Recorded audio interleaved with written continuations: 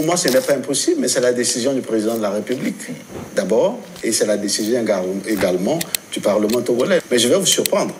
Demandez aux populations togolaises, les Togolaises et les Togolais lambda, si le Togo veut rentrer dans l'AES, vous allez voir leur réponse. Vous direz qu'ils vous diront oui.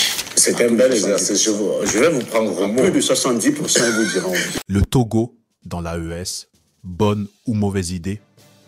Imaginez une alliance sahélienne s'étendant jusqu'à l'océan Atlantique.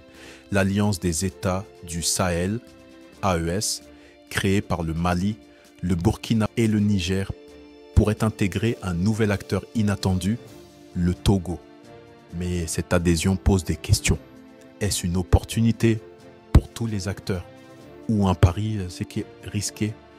Aujourd'hui, nous analysons les chiffres, les faits et les enjeux. L'AES, créée en réponse à l'instabilité sécuritaire et économique, poursuit 3 objectifs majeurs.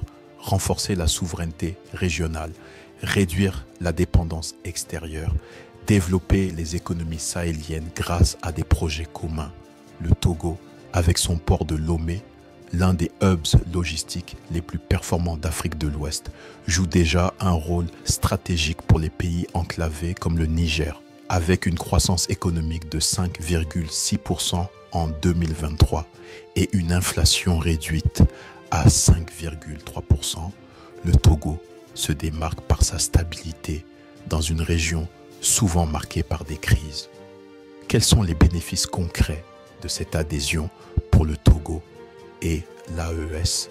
Pour le Togo, renforcement de la sécurité face à l'expansion des groupes armés sahéliens, développement des échanges via son port utilisé par le Niger en contournant le Bénin dont la frontière reste fermée. Opportunité d'accroître son influence diplomatique tout en jouant sur la multi-appartenance entre la CEDEAO et l'AES. Pour l'AES, accès direct à l'océan Atlantique facilitant l'exportation de ressources naturelles comme l'or, l'uranium et le pétrole. Soutien d'une économie diversifiée avec une industrie du phosphate, du coton et des services logistiques. Le Togo peut compléter les économies sahéliennes fortement dépendantes des matières premières. Expertise diplomatique du Togo, acteur clé dans la médiation régionale au sein de la CEDEAO. Mais cette collaboration n'est pas sans défi. Pour le Togo, le poids financier de sa contribution à l'AES qui pourrait affecter son budget national, une plus grande exposition au conflit sahélien menaçant sa stabilité intérieure, le risque de tension avec des partenaires historiques comme la CEDEAO ou la France. Pour l'AES, intégrer un pays non sahélien pourrait détourner l'alliance de son objectif initial, stabiliser le Sahel. Complexité accrue pour coordonner des priorités sécuritaires et économiques divergentes. Ces défis nécessitent une stratégie claire et une coopération renforcée pour éviter un désalignement des priorités. L'adhésion du Togo à l'AES pourrait redéfinir les relations entre les pays sahéliens et les côtes atlantiques.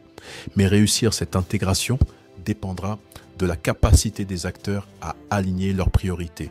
Et vous, qu'en pensez-vous? Cette adhésion pourrait-elle transformer l'avenir géopolitique de l'Afrique de l'Ouest? Partagez votre avis en commentaire. Cette alliance est-elle une bonne idée? Et abonnez-vous pour découvrir nos prochaines analyses sur l'Afrique et le monde.